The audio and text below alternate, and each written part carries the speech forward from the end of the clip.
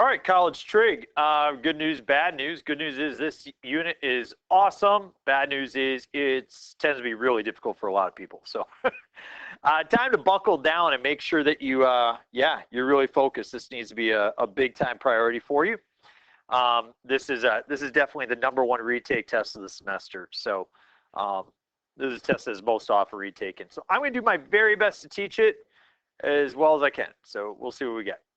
So even and odd identities, let's talk about what those are really quick, and then we'll move on to some of our examples. There's some formulas that you need to know, and just to help you so you have an understanding of what you get is that if you look towards the back here, there's a page. It's got a ton of formulas on it, and you're going to be using a lot of those formulas over the course of this time. And you're obviously get to use this on the test. But the question is, do you know what to use when and where to locate it? So maybe you want to pull that sheet off and look at it from time to time. So as we begin our even and odd identities for trig functions, I just want to clarify what an even and an odd function is. So this is an even function. Y is equal to x squared. And the reason why is if you plug in a negative value and square it, you get just that positive x squared again. And as you can see, the graph is symmetrical about the y-axis. Well, think about the graph of cosine of x. It is symmetrical about the y-axis. I mean, if you flip it, you get the same thing. And so what that means is it doesn't matter whether you plug in a positive value or a negative value. Either way, you end up with x squared. So we can then say that the cosine of a negative value is the same as the cosine of a positive. So we don't like to leave negative angles in trigonometry. So cosine of negative theta is the same as cosine positive theta. And we can say the same for secant. Secant of negative theta is the same as secant of positive theta. The next thing that we like to look at is, say, sine of x. And if you know sine of x, it looks like that. That is definitely not an even function, but it is an odd function. For example, if you look at y is equal to x cubed, that's not symmetrical about the x-axis. And if you plug in a negative value, say y is equal to negative x and we cube it, you get negative x cubed. So output's a negative. So you can see the negative goes from the inside to the outside.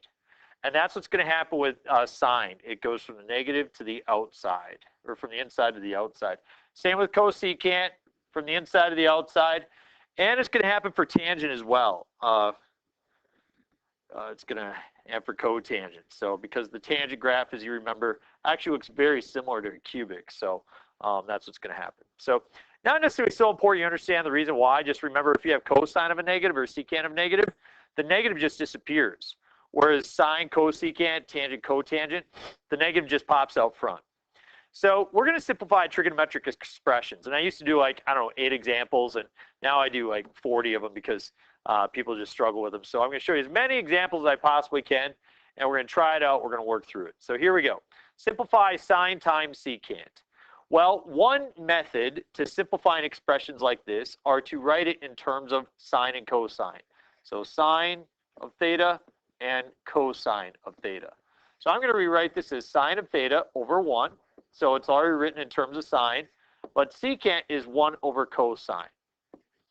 And notice that if you multiply those two things together, you get sine of theta divided by cosine of theta. And what is sine divided by cosine? It is tangent. So therefore, this expression simplifies to tangent of theta. Look at the next one. Cotangent is the same as cosine of theta divided by sine of theta. Times sine of theta is sine of theta over 1. Look at what happens. Sines cancel, leaving you with cosine of theta. Sometimes they don't cancel. For example, 1 over cosine of theta times cosecant is 1 over sine of theta. And you notice nothing cancels.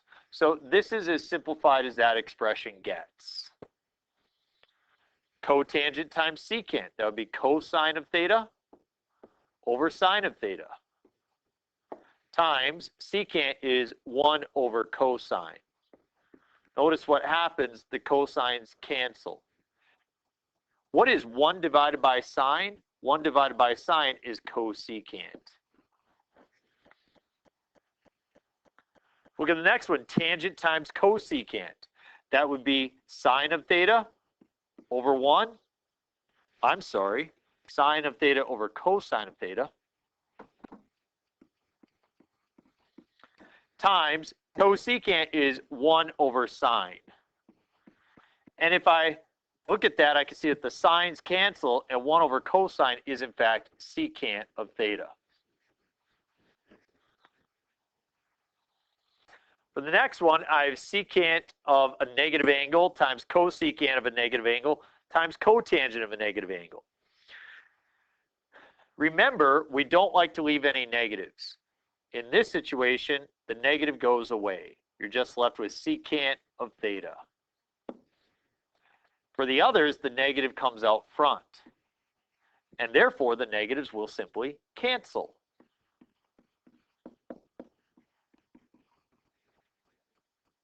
Isn't that handy?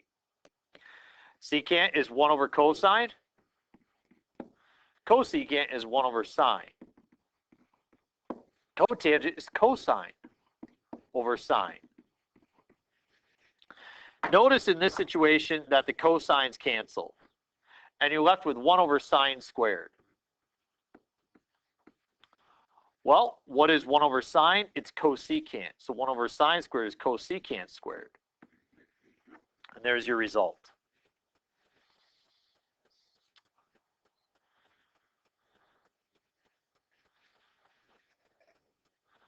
All right, let's first deal with the negative. This negative comes out front, this negative goes away. So negative tangent of theta divided by secant of theta. Tangent is sine over cosine. I'm going to put the negative with sine. The negative goes just with one of them. And secant is 1 over cosine. When we divide, we multiply by the reciprocal. Notice the cosines cancel, and I get negative sine of theta.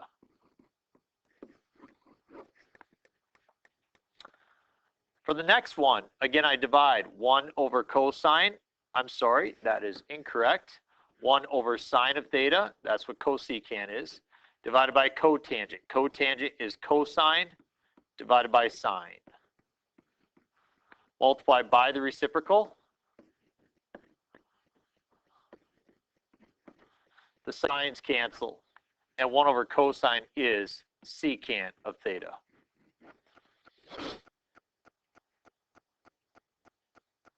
The next one, I have sine over 1 times 1 over cosine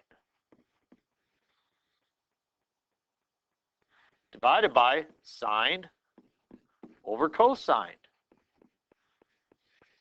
I hope you can see that in the top you get sine over cosine, and in the bottom you get sine over cosine. Those are the same things. When you divide them by themselves, you get 1.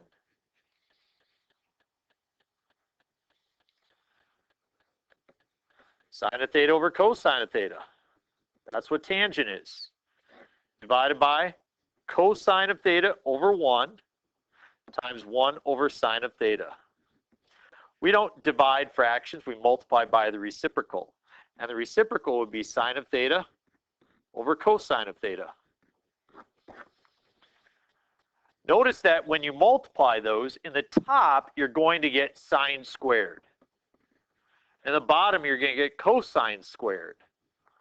Well, sine divided by cosine is tangent, so sine squared divided by cosine squared is in fact tangent squared of theta. A couple more, then we'll try a few on the back side. Here we have sine squared times cotangent times cosecant. So sine squared over 1. Cotangent is cosine over sine. And cosecant is 1 over sine. Notice that you have a sine squared in the top, and you have a sine squared in the bottom. And therefore, you end up with cosine of theta. The last one, we're not multiplying, we're adding. Looks like a challenging problem. I think it's actually maybe straight from an ACT question. Remember that cosine, the negative just goes away. And for the tangent, the negative comes up front. So this expression, you can cancel those off, and you do get cosine of x. So some really nice tricks to be able to reduce these. Some of you are enjoying this process, and good for you, because these can actually be kind of fun. We're going to go all the way through section 1 up to section 2. So this video is going to get cut in half.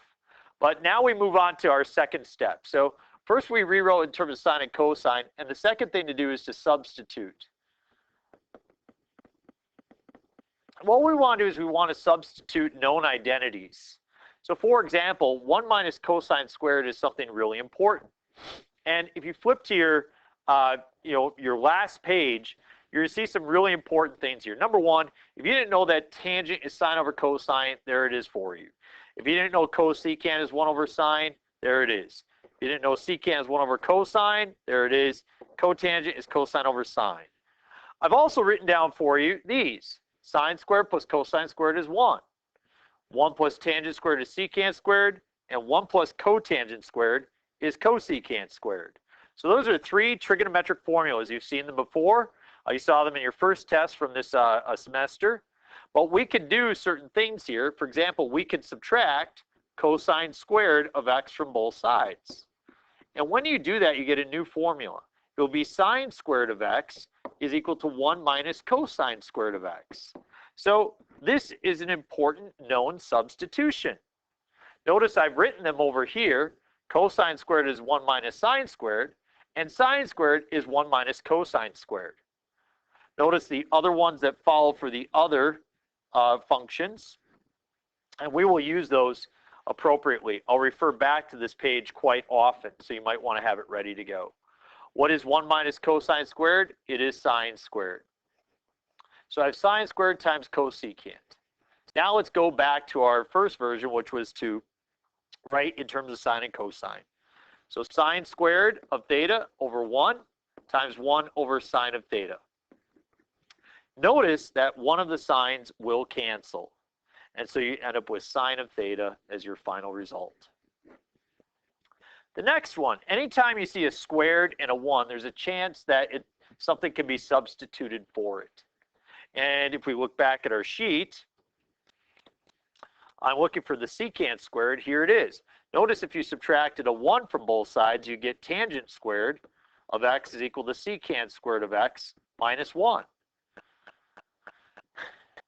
Here it is. Tangent squared is secant squared minus 1. So I'm going to take that piece, and I'm going to substitute in its place tangent squared. So we have cosine squared of theta times tangent squared of theta. So cosine squared of theta over 1 times sine squared of theta over cosine squared of theta.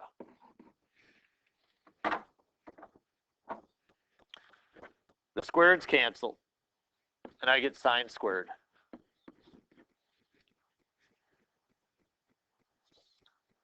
Similar substitution here, you already know that secant squared minus 1 is tangent squared. And then you have sine squared in the denominator. So go ahead and divide. We have sine squared of theta over cosine squared of theta, divided by sine squared of theta over 1. We don't divide fractions, we multiply by the reciprocal. So that's gone. Notice the sine squareds cancel. 1 over cosine squared is secant squared. The next one, tangent squared minus tangent squared times sine squared. Sometimes people just cross this off. Totally illegal. Can't do that. That would be like taking x squared minus x squared y squared and simply canceling those off. No, we have another option. So turning into sine and cosine is 1. Second one was substitution. The third one is to factor. And I'm going to factor out a tangent squared of theta. Notice when I factor tangent squared out of this expression, here I'm left with 1, and here I'm left with sine squared. Now I'll substitute a known quantity.